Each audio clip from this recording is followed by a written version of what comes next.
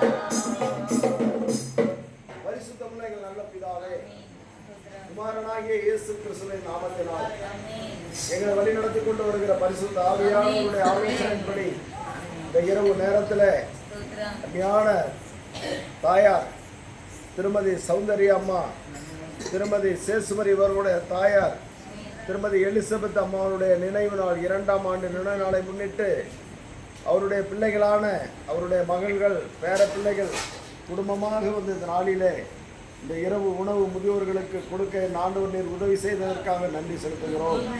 Elizabeth அம்மாவுடைய ஆத்மா இளைப்பாறுதலுக்காக ஜெபிக்கிறோம்.